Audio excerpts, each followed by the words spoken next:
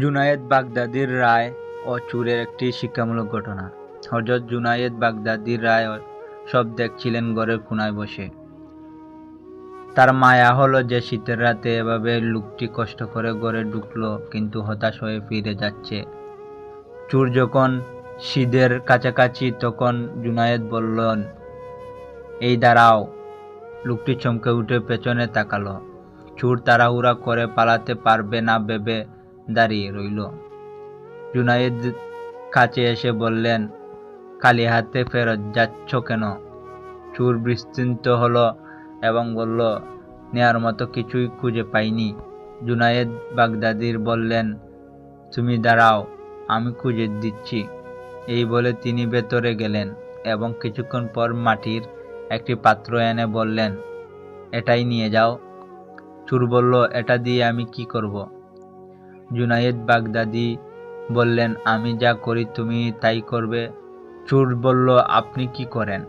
জুনায়েদ বাগদাদি বললেন, আমি ওযু করি। লোকটি বলল, আমি ওযু করতে পারি না। জুনায়েদ বাগদাদি বললেন, এসো আমি শিখিয়ে দেই। ওযু শেখার পর যে বলল, ওযু করতে আমি কি করব? জুনায়েদ বাগদাদি বললেন, আমি যা করি তুমিও তাই করবে। লোকটি তখন বলল, আমি তো নামাজ পড়া জানি না। জুনায়েদ বললেন, এসো আমি নামাজ শিখিয়ে দেই। তিনি জায়নামাজে দাঁড়িয়ে লোকটির পাশে দাঁড় করালেন এবং নামাজ শেখালেন। এরপর দোয়া করলেন, হে আল্লাহ, তাকে জায়নামাজে দাঁড় করিয়েছি। আমার এতটুকুই ক্ষমতা ছিল। আমার ক্ষমতা এখানে শেষ। তার মনের উপর আমার কোনো ক্ষমতা নেই, কিন্তু তোমার ক্ষমতা শেষ নেই। তুমি তার মনকে পরিশুদ্ধ করো, পাপ কাজ থেকে বিরত রেখো। দোয়া শেষ হবার পর লোকটি হাউমাউ করে কেঁদে উঠল।